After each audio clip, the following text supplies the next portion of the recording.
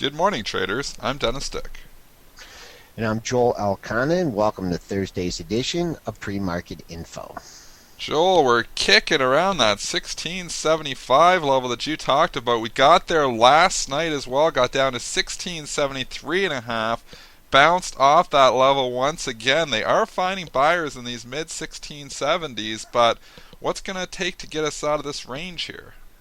Yeah, it's deja vu all Yeah. over again here. We had that 75 and a quarter low from Tuesday. They gave you a little bit of a head fake on Wednesday, took you down to 73 and a quarter. Now another head fake down here to the 73.50 level. We're 6 points above it. You just have to respect that level. It's major support. You got jobless claims coming out at 8:30, which, as in the past, that number really hasn't moved the market. So just have to respect that support level, and I expect good resistance at the close, 83 even, and the overnight high at 83.50.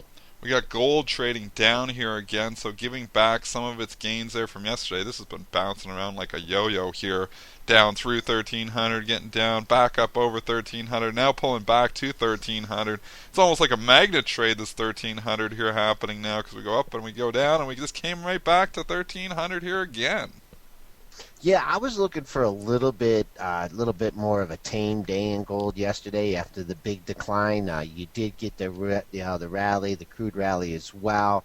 You got back above that former support level. We'd had multiple lows at the 1320 level. Got up to 1324.20 yesterday, and then settled there. Then opened lower, and we're just slicing back to right to that 1300 level. So maybe today will be that day of consolidation I was looking for.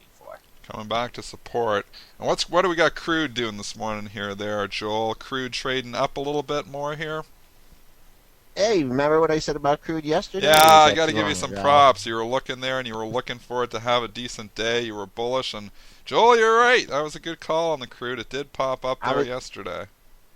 I was actually bullish something here. Uh, but what I was looking at, Dennis, was the double bottom Yeah. that was put in place in crude at the 101.05 level.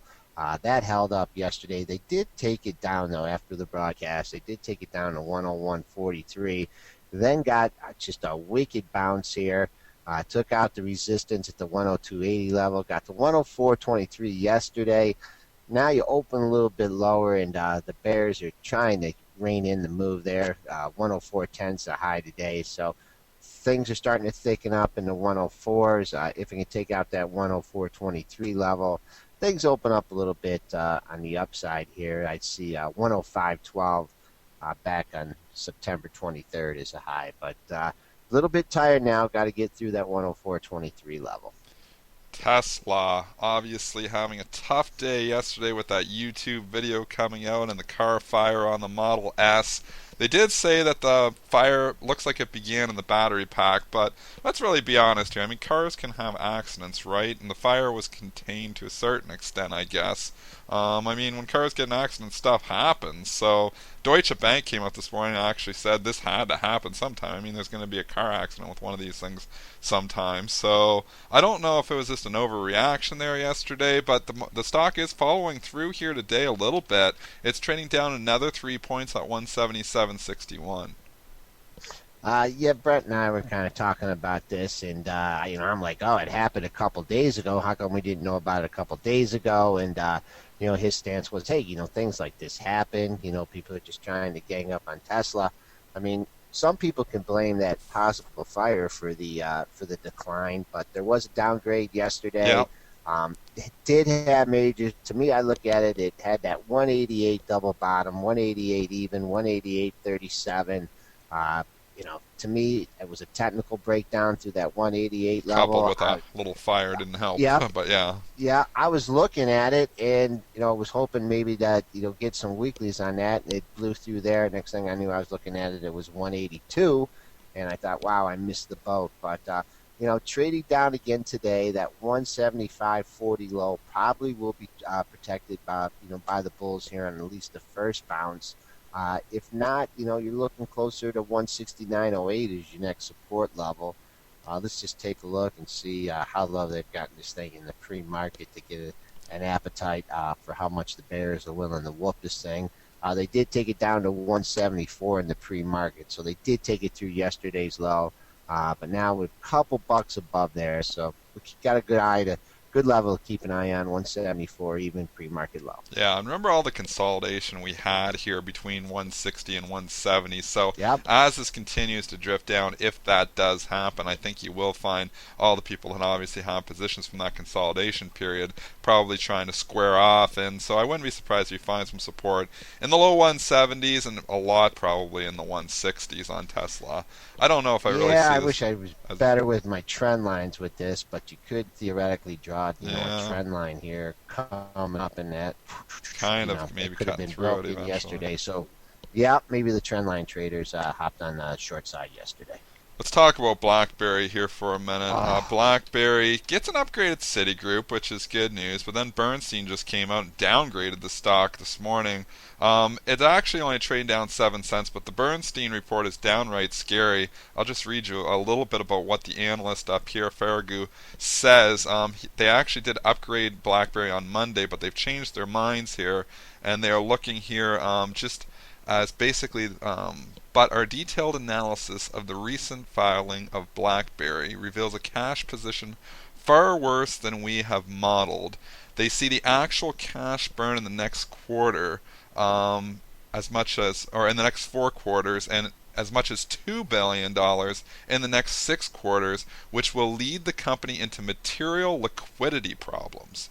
This makes any floor valuation almost irrelevant and implies that there is that the Fairfax-led initiative has, and if our analysis is right, almost no chance to secure support in financing.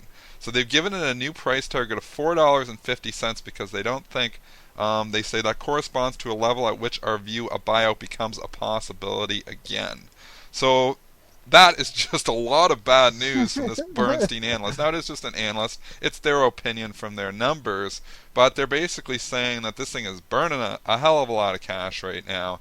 And they don't see any chance that this $9 bid is going to actually come through because they don't think they're going to get financing based on the financials of the company. So that's a scary downgrade.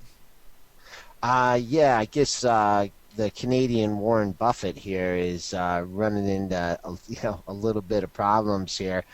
We did hit 757 in the pre-market. I was looking at I believe it was the low from yesterday in the issue. They took it down to what was Where the do we low go in from the yesterday? pre-market here? Took it down to 751 Yeah. yesterday and got a bounce. Yeah. So that coincides with the pre-market low. Uh, just thinking out loud on this thing, when you got the announcement that Fairfax was going to take them out at 9. Yeah. Well, at that day it went to 920. It opened, Okay, yeah, it and opened then, 9 and ran yeah, to yeah, 920. Yeah. and then the next day it couldn't even reach $9. It reached 882, and then Drifting so down ever basically, since. yep. Since Fairfax has announced that announced the bid at 9, it had 6 lower lows in a row. So Bernstein comes out with this report now, but obviously someone else on the street just didn't put any stock in that $9 takeover. And usually don't want to be short stocks when there's at least a takeout bid at 9. I mean, your risk reward ratios, so 9-0 here. So it's just interesting that the Bernstein comes out with this report, but the street had it right going back, to when the initial bid was right, announced on September 23rd. I just keep an eye on that 750 level from a technical standpoint. Yeah, it starts to break below that again, obviously concerns here. And I mean, this is what, BlackBerry needs. They need to get a bid here, or they need to reinvent themselves or something, because the current operations just, from Bernstein's perspective, don't even seem viable anymore here. They're just losing too many subscribers. I mean, I just look at all my friends and stuff. Everybody that had Blackberries, unless, it's a corporate phone or something, has been moving on to the iPhones or moving on to the Samsung products or something different. But Anything. yeah, it's tough. The BlackBerry is in real rough trouble here. But if they get a bid, they get a bid. But I don't know if I'd hold out for that. That's the problem. Let's move on here. Eli Lilly, LLY, reaffirms guidance this morning. $5 billion stock buyback they announced too. So it seemed like all pretty good news. Gave a couple updates on drugs, seemed good. But the stock's actually trading down here in the pre-market through a key $50 support level. They did only maintain the dividend, and I'm wondering if the market's reading into that. Well, you're announcing all this good news, and then you go ahead and say maintaining the dividend. Why didn't you raise the dividend? Maybe they're reading into that. I'm not too certain or not, but for whatever reason, Lilly actually is trading down here 70 cents in the pre-market. Right, not a ton of volume though, Dennis. I mean, Very they light. took it up. They took it up to 51.06 on the euphoria of the stock buyback, and then they tanked it down to 49.80. I'm seeing not a lot of volume trading in this. So when you get a big, thick stock here like Lilly, to make this kind of move in the overnight session, you got to be a little bit skeptical here. I don't think I'd want to short it 75 cents in the hole here, but coming back up to that $50 level. Yeah. I mean, a lot of people have been buying there for a long time. Yeah. So, yeah, you had the last five lows between 50.07 and 50.24, closed at 50.54. So you get a bounce, I believe, back up to that $50 handle. You're going to find resistance. Now that we're trading under 50 here, though, it does get a little bit dicey here. You got to go out to the weeklies to find some support in the issue. And looking at the weekly chart, you did have a low at 49.46 in late July there. So keep an eye on that level. Besides the pre-market low 49.46, and expect sellers to be lining up to get back to the point there at 50. Facebook has a couple analysts making moves on the stock here this morning. You got Pivotal Research downgrading the stock, but you got Macquarie. There's always an analyst every day raising the price target. Macquarie is the analyst of the day, raising the price target from 49 to 62, and the stock is trading exactly flat here right now. But just looking at this $50 level, holy cow, the last 3 days just continues to find support just under 50, 49.80, call it 49.90, $50, just call it whole area $50. Somebody's defending that level like they were defending the $300 level in Netflix. That's what it reminds me of. If eventually if that level is not defended and it starts to break down through 49.45, I would get concerned. But the bulls just seem to be kind of consolidating here, and I almost feel like it's winding up for another move. I gotta admit, I got a little bit dirty in this stock yesterday. What'd you do? Yeah. Well, I kind of had like the 50-50 level, so I looked at some of the 50 puts there, and they were so much cheaper when it got to 51. I had to buy a few more, and I was hoping it was going to dip under that $50 level. We did take out the double bottom at 49.80 and 49.86. Went down to 49.46, but when it came back down to that 50, it kept on dipping under there and just popping up 6, 8, 10 cents. So I didn't want to lose the dime premium overnight holding them, so I lightened up considerably, and now the stock's probably open up down 10, 15 cents, and I'll probably still lose money on what I was holding overnight. But that has a double top up there at 51 and change. It hit 51.03 on Tuesday, 51.10 on Wednesday here.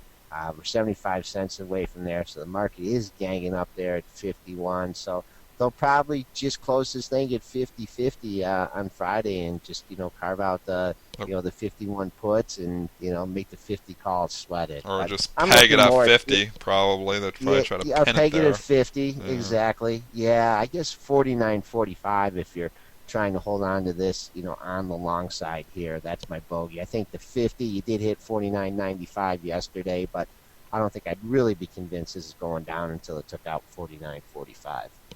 Hey gentlemen, I do have your jobs data here. Initial jobless claims for the week ended September 28th coming in at 308,000. That is a little below at 315,000. It's a little better than expected there. Continuing claims for the week ended September 21st coming at 2.925 million. Economists were looking for a reading just over 2.8 million. And remember, this will be the last jobs data for the week. If the government shutdown does continue, we will not have that payroll number tomorrow. Wow. Well, as you predicted there, Joel, the big non-event here. I don't even think we moved a quarter point on that jobless claims numbers here. The only Are one the S&Ps open? I don't Are know. they It's just open? sitting there, just 80-25, 80-25. They're open, but man, they're not trading very rapidly. I'll tell you that. She's tight here right now. Let's move on here. We got an earnings stock for you. Constellation Brands ST Zebra. Trading flat right now. They reported 96 cents versus 88 cents. 1.46 billion versus 1.53 billion. So slight beat on the bottom line, slight miss on the top line. The guidance slightly higher, seeing 280 to 310 for the full year. Estimates were down at 283. The stock popped on this. It popped well, but it's given it all back here too. We were up to $60.90 right on the initial report, and now we've given it back and we're trading flat. Yeah, it made a 57.80 low. I mean, doesn't this stock make some of my favorite products, or is that Constellation am I Brands. wrong? I'm not Yeah, sure which products they make actually. don't they make like Jack Daniels and things like that, or is that the Yeah, yeah that it does make some. They definitely make booze, so I don't know which products. Some of our listeners probably know that too. If you can pipe in, if you know, we don't know fun. We don't care about the fundamentals. We care about the technicals here. We're technical traders, and here it's a okay? technical formation where this thing just got up over $60, couldn't hold in the pre-market. I'll tell you, there was major resistance up there. I don't know who bought this above 60, but that's a big psychological number. You've had multiple highs on the 18th and 19th, just under 60. So somebody got too excited in the pre-market and they're paying for it right now. Right. Just not. It's kind of hard to get a feel for this chart as far as the pre-market activity that spike up to 61. Obvious. A little bit erroneous prints there. Just kind of been hanging out after making that high just under 60. Yesterday's low and the previous day's low, 57.09, 57.23. So we're still trading above that.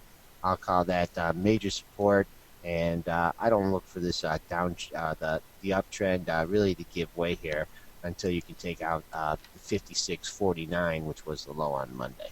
Walgreens same store sales up 7.4%. Stock was popping 2 days ago. Had an inside day actually yesterday here, and not really moving on this report. It's just trading up a penny right now, 56.54. You're coming into a pretty major resistance area. The high of the year, September 23rd, 56.84, and obviously the last 2 days we got up there, sniffed up to 56.69 and 56.54 yesterday, Yeah. but just can't seem to get above that level. Right. Yeah, that's the all-time high, I believe, in WAGs too. So, you close right up at that level. So now you got a little Start. bit of a running start into it. I don't know if you can see if there's someone kicking around here at 57. I don't. Some size there since the stock's never been up there. But respect that resistance. I mean, if you're getting long here above yesterday's high or at the close, expect some trouble at 56.69 and 54.87, or excuse me, 56, the high of the move at 56.84. I guess if you can break above, clear all that at the $57 level, you could have another breakout in this issue. Domino's Pizza getting a downgrade at Oppenheimer here, and here's these analysts fading these strong stocks. We're seeing this a little bit more often than we used to. It got up just under $70 yesterday, couldn't get over there. It's probably some institution that was sitting there that's like, it couldn't just quite get done. Now the stock's trading down $1 here at 68, or at least offered down $1. No trades here in the pre-market, but offered down $1 at 68.73. So Domino's Pizza could be a little bit weaker here this morning. Yeah, whoever owns the stock has been rolling in the dough here. The stock has had, I believe it's even had a 3-for-2 split along the line too, but did hit 69.92 yesterday. That's the all-time high. We're trading down here. 69.63 was the close, so I expect some resistance at the close. Looking at things on the downside here, you almost had, well, not exactly a double bottom, but 67.99 your low on Tuesday, 68.06 the low on Wednesday. I don't think the stock is going to take heed of this downgrade until you can take out that $68 level. Let's quickly look at Apple here. Just obviously we had an up day again yesterday, despite while the market was weak earlier and then finished strong and then closed actually kind of weak. But Apple did close up on the day since the icon little was flexing his muscles there the day before. We did make a new high again yesterday, up on the move up to 491.80. We are trading down. Actually, we're trading flat here right now on Apple at 489.91, so up 40 cents, I guess. You can say we're up. What do you think? Do you think we're going to eventually make a run here for the 500, or are we just going to continue to find resistance in these mid 490s? We did get above. We had two highs right now, 489.50 level, and you did get up to 491.80 yesterday. Before you pull back and settled 89.56. I just think it's going to be rough sledding here until you can really clear 496.91.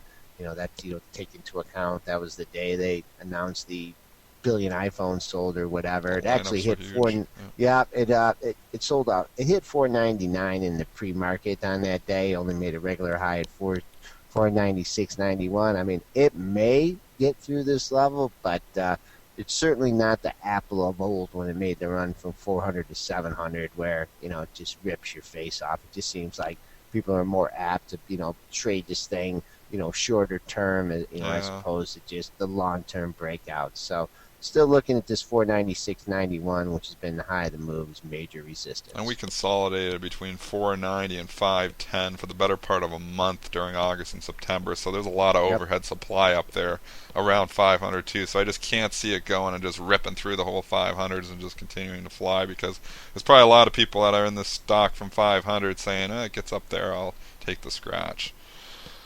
S&P futures are not moving here at all, but we're down 2.5 points here. 1675 obviously was your bogey there. We got to 1673.50 overnight. Does that continue to hold here? What's your take? I mean, we're 7 points away from it. The jobless claims didn't move the dial at all. We're just kind of drifting up here. So I will take it, I'll just kind of lean on that 73.50 level, try and stay in the bull camp here until we take that out. 80, trading into 80.50, just kind of hanging up here, $2.50 away from the close. So look at the close and the pre-market high, but I just think you get, with all this budget stuff, hanging in the balance here. I think even if you get above that pre-market high, 1683.50, I just think it's going to be tough sledding, even to get up to Tuesday's close, which was 1689.50. Just a BlackBerry update quick. It is trading green now, so I guess Citigroup's winning that war of the analysts.